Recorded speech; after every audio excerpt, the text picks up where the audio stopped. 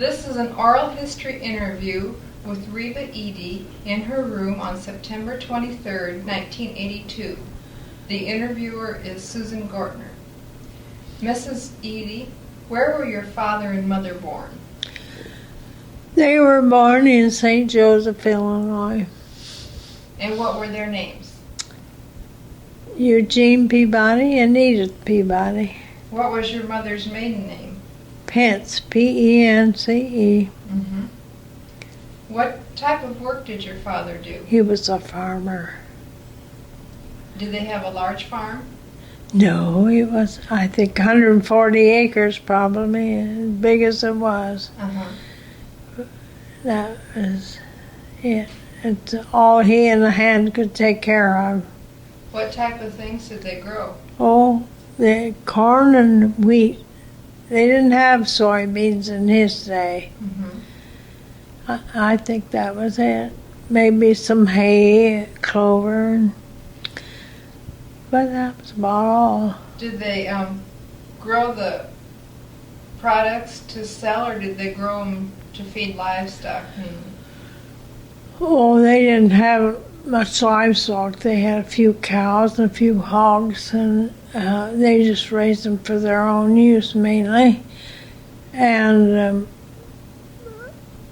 sold the grain, I think. How long did your parents attend school? I can't tell you. My mother went as far as the high school. It wasn't a 4-year high school, but she graduated from high school. But my father, I can't tell you a thing about him. Probably through the 8th grade anyway. I don't know. Do you know what the ancestral origin of your last name, Peabody, is? It's English. Yes. Do you happen to know when your first ancestors settled in the United States? No. We have a genealogy my sister has, but I can't tell you. I don't know. Did your mother ever work outside the home?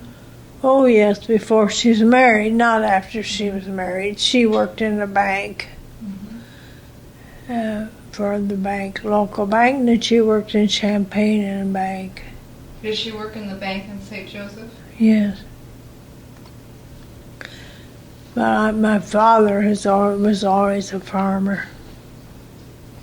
How many were there in your family when you were growing up? Just the 3 girls of us. I was the oldest, and then there's 2 more sisters. One is 14 months and a half younger, and the other one's 10 years younger. Did anyone live with your family besides your brothers or your sisters? Well, I can remember we lived in the country that we had hired hands, and my mother had a hired girl to help her with the chores and the washing, because she had 2 babies at one time, really. Did you ever have grandparents live with you? No. Did you know your grandparents? Yes, I knew 2 grandmothers and 1 grandfather. My father's father died before my parents were married, so I never did know that grandfather, of course. So, that's all.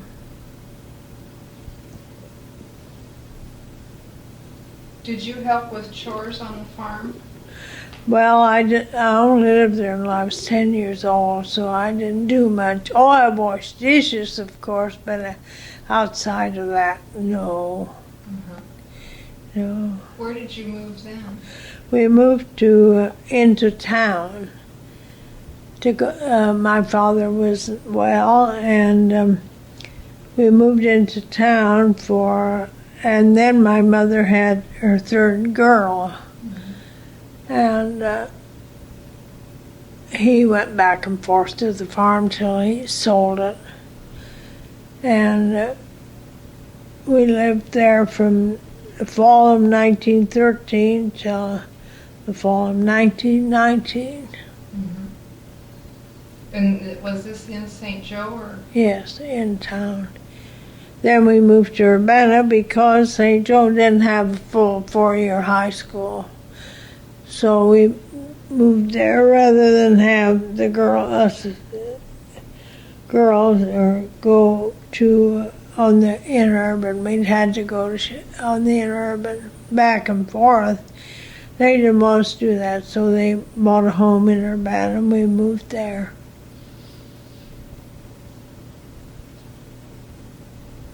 Where did you go to school then? Well, I had 2 years at Urbana High School. I graduated there, and then I went to the University of Illinois. Was that fairly uncommon for girls to go to school then? No. On to school? No, I don't think so, no. I didn't realize that I was going on until I found out I had to have another year of language, so I had to go back in my senior year and take Latin that I hadn't had since I was a freshman in order to be able to enter the university.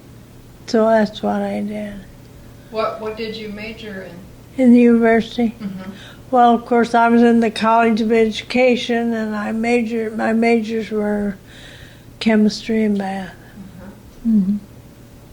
Did you pay for your college education, or did your parents? Oh, my parents did. Did you have a job any time while you were in school? I was a cashier in a little tea room in my senior year, a few nights. I don't know how long it lasted, but they needed someone, and one of my teachers decided that maybe I'd like to do it, so I tried that. That was all. That's all I ever did. Did you live at home while you were in college? Oh, yeah. With 2 girls in college, 2 of us at the same time. That was a little bit cheaper than going away to school. Mm-hmm. Yeah. Did you get an allowance as you were growing up? No.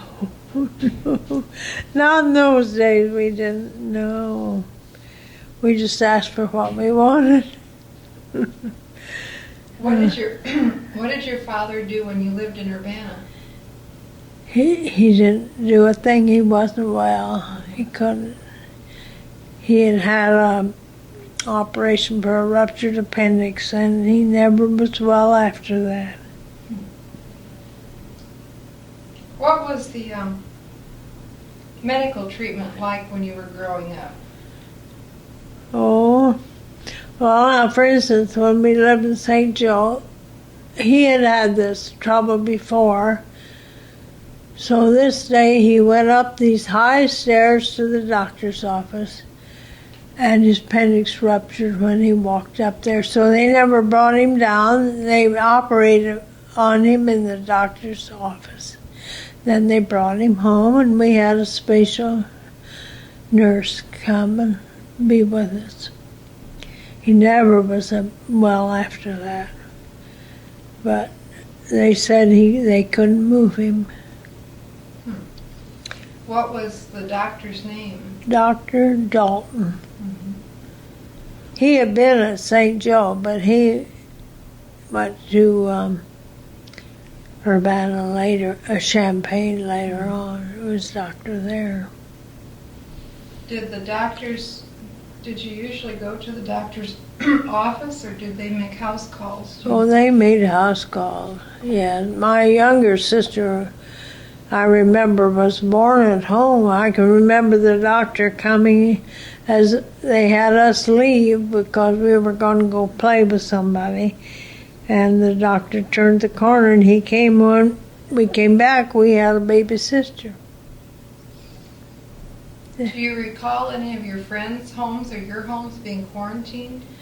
Oh, we were quarantined when we had the measles. We were quarantined. And then when we lived in the country, we had scarlet fever, and we were quarantined. But I remember the measles one. We didn't get over one kind of measles till we had another kind, so we had 2 all at once. What did the quarantine involve? We had to stay in so many weeks, and no one could come into the house, you know. Oh, yes, I remember that. Was your father able to come in and out? I don't think so. I think he had to stay there. Oh, they were more rigid about their requirements than they are now. Now for scarlet fever, I don't think they even make them stay in. But they had to. They put a card up on the house so no one would come in. They read a card. And they didn't take it down till so many days had gone by.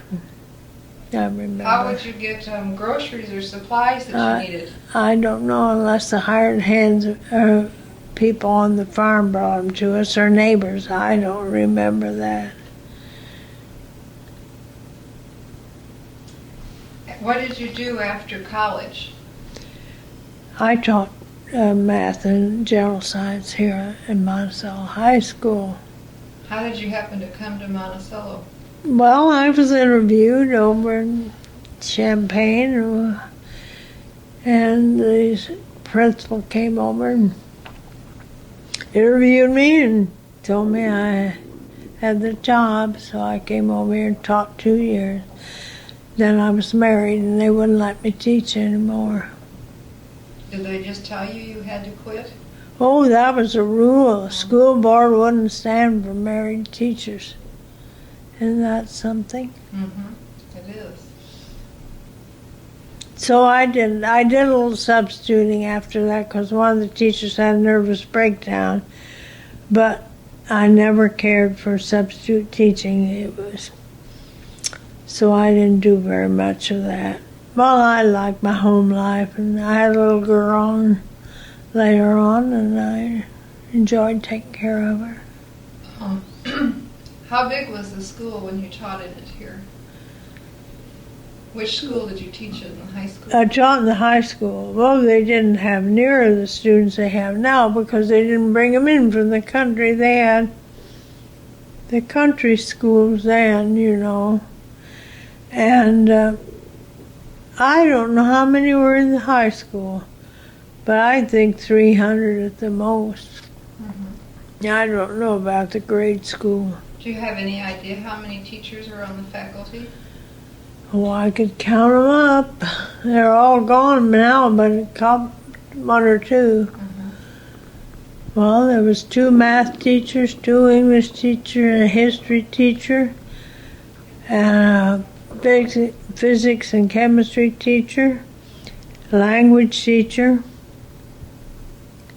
and 2 coaches. At that time, were you in the old high school building? No. The high school here that I taught in was built in 21 or 22, somewhere there.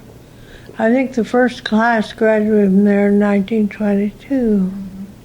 What years were you teaching? 25 and 26. Mm-hmm. Yeah. How did you happen to meet your husband? Well, he had a band in the high school. It was just volunteer work. He didn't get paid for it. And I knew who he was, and so her friends invited us out for dinner, and that's the way I met him. Where did you live in Monticello before you were married? I stayed where the Mackey Funeral Home is now with an elderly lady, Mrs. Jenny Burgess. And she was so good. There were 2 of us, the English teacher and I stayed there. And the second year, a first grade teacher stayed there. And one stayed across the street. We were right downtown.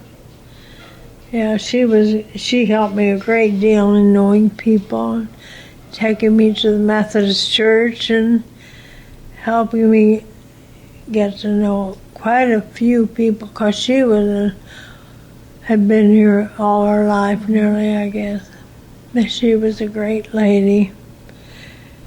I don't know whether you knew Bill Burgess or not. It was No, his grandmother.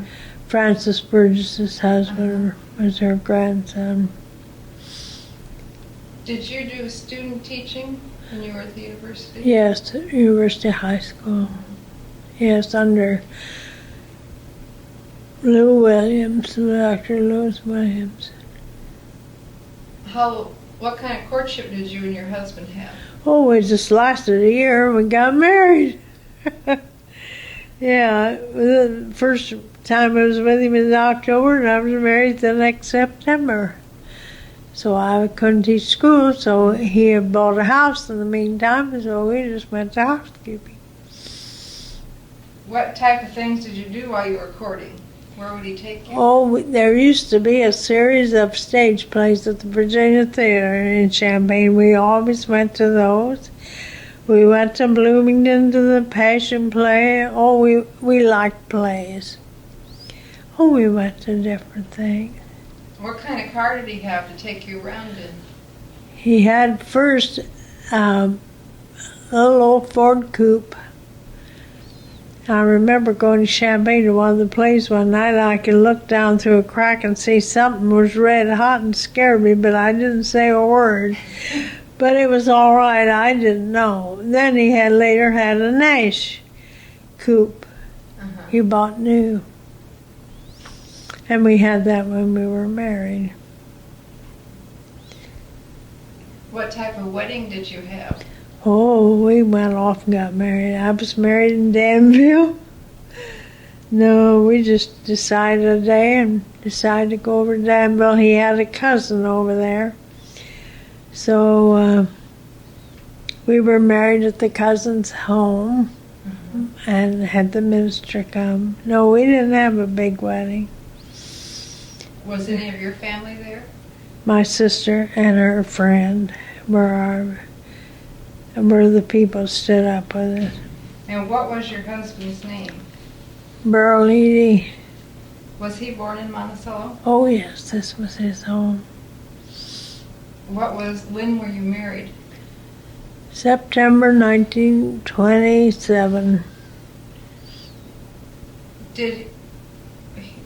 Was he or any of your family involved in World War I? He was. He went. He had to stop his university law school and go, and then when he came back, he took a course at University of Michigan to catch up with, so he could graduate on time. What was he doing in World War I? Just a private, I guess. I don't know. Was he overseas? No, they were getting very close to going when the war was over. How did World War I affect your life? What were you doing then? Were you in school? I was still in high school. Yes, I remember the false one that they had. It was over, armistice. They had a great rally in St. Joe, and it turned out to be false, but it wasn't too long after that they had the real one. But I always remember, because there was a crippled boy in our town, and people had gone or had bought him a bicycle for him, and somebody got so excited they sat on his bicycle and ruined it, so they had to buy him a new bicycle. So that was the false one, but the other one came soon afterward. Did your family have much trouble with rationing during World War I? None whatsoever. They didn't have it. Well, they had us use, instead of flour, we had different kinds of flour. I remember going to a house to learn how to use, what kind of flour did we have? We have now rye flour and some of those whole wheat flour and things like that instead of regular flour. But as far as sugar, I don't think we ever had a problem about sugar like we did in World War II. No, that's all I remember. I remember we knitted scarves and helmets and everything else during World War One. To send overseas? Yes. Mm-hmm. Did you do that through a church group or? I think it was Red Cross, and we did that for. Mm-hmm. Where did you and your husband live when you were first married? We lived in the same house till he passed away across from the high school. Mm-hmm. He bought that just before we were married, and we lived there all these years till he passed away. And then I lived there 8 years or more afterward, and then I went out to the village. Now you said that your husband helped with the music at the school. What was his job? Oh, he had the kids' band. Was that his job then? He just did it on his own. He didn't get paid for it. No, I don't think these band people ever had any idea the first band they had, he had. And just on his own, he got them together with some instruments, and they had a little band. Not like they have now, of course. Uh-huh. But he enjoyed it, so he had that. Where did they get the instruments? That I do not know, unless they had them or bought them or the school furnished them. I wouldn't know. What was his occupation then? Lawyer. Lawyer. Where did he go to law school? Illinois. Where was his office? Well, when he first started practicing law, he was in with his father. Uh-huh. And then he had as far as I know, their law office was over the post office on the east side of the square. That was my memory till his father passed away. Then he became county judge. He moved to the courthouse. Mm-hmm. And then after he got 8 years of that, he went over to join partnership with C.E. Corbin. And they were over what is now the Kaiser store on the corner. It used to be H.P. Martin and Company. Mm-hmm. And then after 20 years with Mr. Corbin, he again became a judge, and he retired in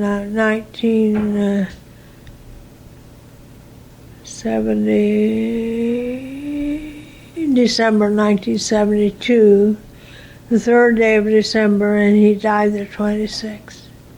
So he didn't get much retirement. No. How many children did you and your husband? We just have one daughter, Virginia. And where does she live now? She lives at Dundee, Illinois. What churches and organizations have you belonged to in Monticello? I belong to Presbyterian Church. I belonged over 54 years. Uh-huh. And I belonged to the Women's Club 54 years. I belonged to the American Legion Auxiliary, the AARP. I've been district secretary of the Women's Club, and I was district treasurer of the American Legion Auxiliary. I don't know. I don't know. I can't think of anything else right now.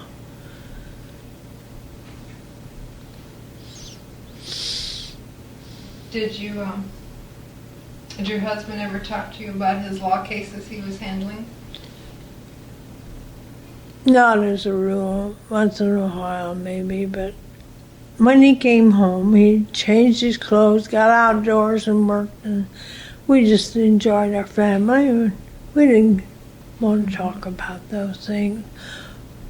He didn't make it a habit to talk about them at all. Mm-hmm. You mentioned earlier about the interurban. Did you ride the interurban very often? Oh, I used to get on in Monticello every time I wanted to shop in Champaign. I'd go over the interurban and go to Champaign, and my folks still live in Urbana, so I'd go see them, and then I'd come back on the interurban and spend the day. Yeah. Do you remember how long it took to go from here to Champaign? Oh, I expect half an hour or so. I don't know, maybe a little longer. How often did it go into Champaign? Oh, there used to be what they call limiteds and locals. The locals stopped at every country stop, and the limiteds just went straight through. I don't really know how many were here when I came to Monticello, but they used to run. I would have no idea how many. Probably 4 each way. I don't know. They started early morning and stopped at midnight. Now the interurban was an electric train? Yes. Mm-hmm. We did have a little, for a while, we had a little train that ran on the Illinois Central, a little car that ran from Monticello to Champaign. I know when we taught, we'd get on it in the evening and go to Champaign, and then Monday morning early we'd catch it and come back to Monticello. Do you recall what it was called? No, I don't. I do not know what it was called. Just one little car, and but it didn't last too long. Where did you get off of that? Where was the station? Champaign Station used to be where next to the Inman Hotel in Champaign. The Inman Hotel now is gone, and I really don't know what is there. Where did you get on it here in Monticello? Well, let's see, how can I say that? It's on the corner where it turns east. Came from the south and turned at this corner to go east, and that's where the station was.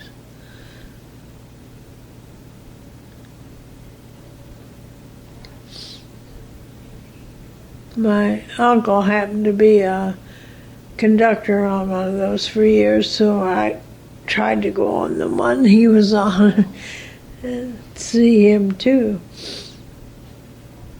Did you have difficulty running your household during the Depression?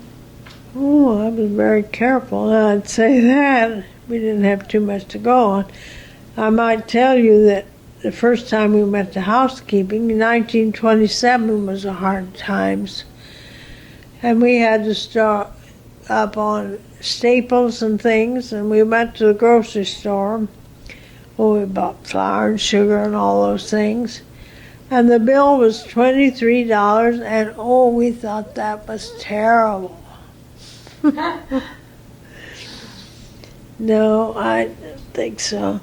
When the banks closed in, let's see, that was 32 or 33.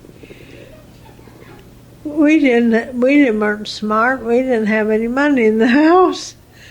So we had to charge. We had 2 meat markets, one on the east side of the square and one on the west. And I hated so bad to ask them for credit. And they said, oh, that's all right. It'll be all right someday. And it was. What were the names of the meat markets? Well, Combs's had one on the east, and let me think who that one was. Scott's on the west side of the square. Did people have any trouble charging? Was it fairly common practice during that Oh, period? I think so. Oh, a lot more than now. Mm-hmm. They don't. You have to pay cash now, but those days you charged. And, did they send you a monthly bill, or did you just go in and pay it every month? well, they sent a bill if you didn't go in and pay it. No, I always went in every month and paid it, and but I think they sent bills if you didn't show up to pay it. Yes, but that way I could.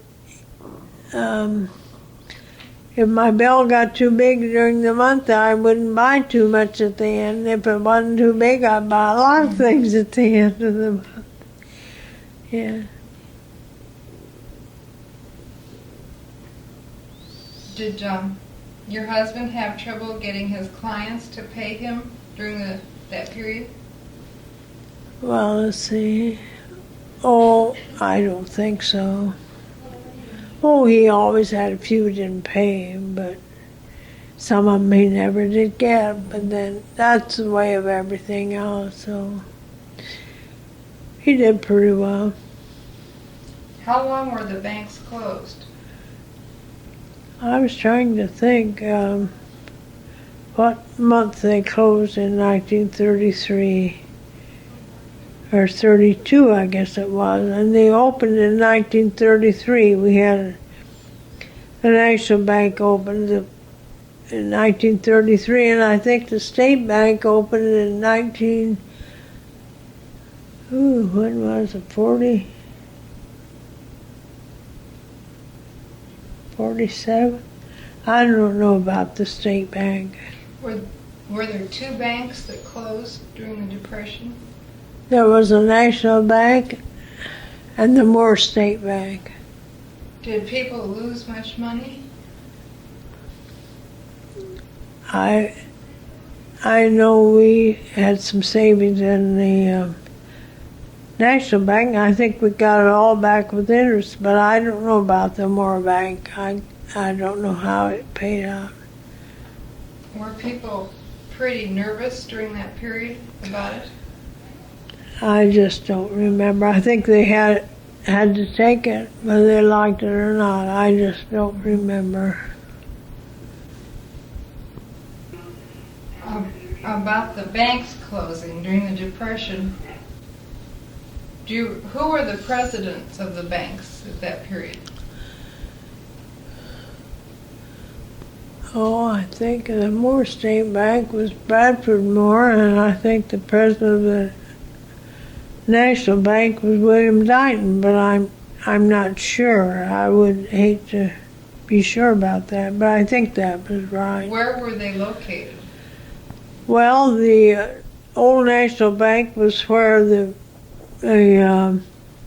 Candlewick Restaurant was. I guess it's closed now too. Well, it was there. And the Moore State Bank was where the National Bank is now. Mm-hmm. The Moores built that building. Mm-hmm. Did any of the officers in the bank get in trouble during that period? Yeah, Mr. William Dighton went to the penitentiary for a year, but I don't think anybody else did. Why did he go to prison? Because he had, I don't really know, he accepted money, I guess, when he was told not to, or mortgages or something. Anyway, he did something wrong. I couldn't explain that. Mm-hmm. But the Moore Bank, nothing happened. Yeah. They closed the head of the other bank, too. But the stockholders in those days had to put up the money, you know. I remember so well, my mother-in-law had some stock in the Moore Bank, and she wanted to sell it. And I talked her into it, and Mr. John Hopp bought it. And after he said how smart we were, because he had to put the money up for the stock we sold him. So you talked her into it at a good time. Yes, so she was going to have to pay if they didn't. It was a sad day when they all closed. And the Moore, did the Moore Bank open again under the name Moore Bank? No, neither one of them opened again. Not under the same names or anything? No. Did the banks in surrounding towns like Bement close also? I don't remember about Bement. I know that my husband went down to Hammond to do his business because that bank was open when the others were closed. So I really don't know about Bement. What about in Champaign? Were your parents still alive at that point? Oh, yes. I don't remember. I think they opened, but I'm not positive.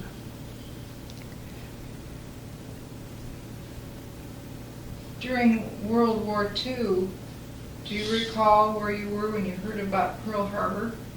Yes, it was on Sunday afternoon, and we were sitting in the living room. I heard it, and I thought it was just a story. Then didn't realize that it was really something happening until later on. Yes, I remember. How did World War II affect your life? Well, I didn't have any sons to go, but I had 2 cousins had to go. And my husband had a nephew had to go. And the 2 cousins really saw warfare in Germany. And the nephew did too. Otherwise, I don't think it affected us too much. Were you affected by rationing during World War II? Oh yes, of course I like to bake and cook, and doing without sugar was a hardship for me. I did have some friends that were diabetics or afraid of diabetes, so they gave me their sugar. That way I could bake a few things. That was the only hardship I found. I could do without the rest. Where did you get your ration coupons? I think the office was in the courthouse basement. Did you ever attend any of your club meetings in the Monticello community? Was there an old community building across from the Presbyterian Church? That's right. Our women's club used to meet there for years. How big a building was that? Well, it wasn't very big. We had a few rooms downstairs. I think maybe, let's see, 1 big one, maybe 3 small rooms. They rented out the upstairs to people who took care of the whole building. And we had our women's club meetings there until it was sold. Then they fixed the other community building, and all the meetings are held down there. The original community building, was it built for that purpose, or was it a home that they remodeled? I think it was an old home, and it belonged to Mr. Allerton. Oh. And when it sold, they sold it to Max Hott, who later sold it to Eisner Grocery Company. Yeah.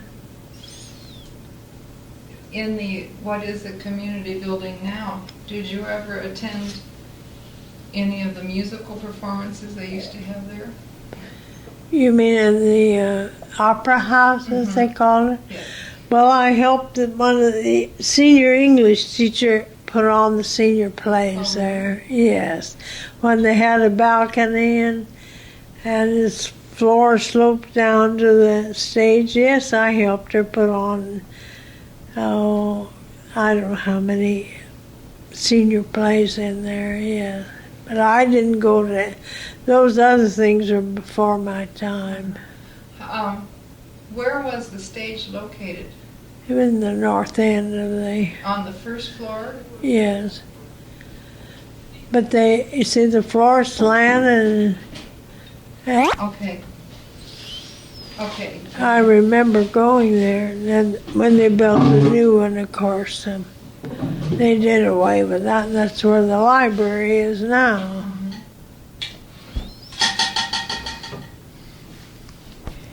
Did you do much reading? Did you borrow books from the library very often? No, I didn't. I did some, but I had so many magazines and things and newspapers that time I got through those, I didn't read many books. Not because I didn't like them, but just because I didn't have the time. I worked in different organizations, the church and the women's club and different things, and I worked out did things like that so much I didn't have time. Of an evening I was tired, so I didn't read outside the newspapers and the magazines. When you were in the women's club, what type of projects did you help with? Oh my. And who were some of the other people in it at that time when you were very active? Oh.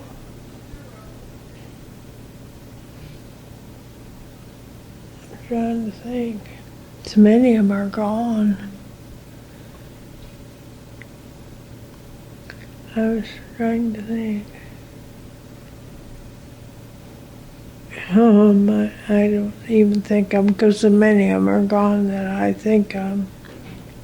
Well, who were even if they're gone, who were they that were active then? Oh, there was Mrs. Clementine Marcus now here. She just died. She's 90 years old. She is was president. She's next to me in the list of presidents. And I am now the only living one listed. I mean, at the top.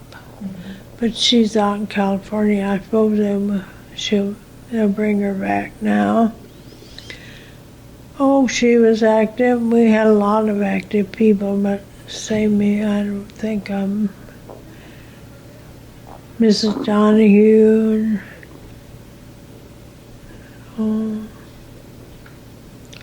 Did you have any special projects you worked on that you were particularly satisfied with? No, I can't remember then. Oh, one time they were buying a piano for the little community house. One time they were outfitting the kitchen.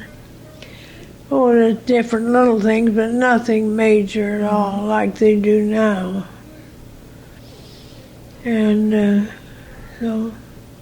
When you were first dating and when you were dating and first married, what type of things could you do in this area for entertainment?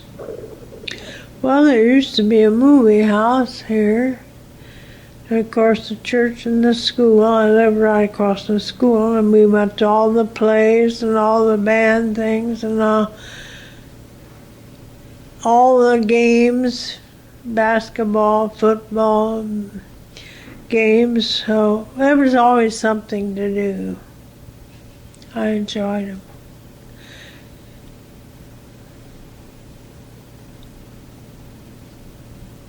Do you recall having your first radio?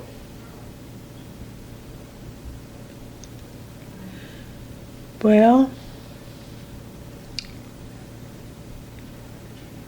no, I remember first television. No, I remember first radio. It was a Magnavox, I think, or something like that. Sure, I do. Was that when you were a child? Oh, no, we had home. We didn't have one till later years. We had a night water can. I remember that so well. My father used to listen to all the ball games on it. Then the one we had was a Magnavox after we were married. Yes. Did you have favorite programs to listen to? Oh, I suppose we did, but I don't recall them. Do you remember listening to Roosevelt's Fireside Chats? Oh, yeah. Listened to all those things. You know, I remember the first radio I ever heard. I was up in Michigan visiting my cousin, and he had what they called a crystal set. And he would pull his old car up next to the house.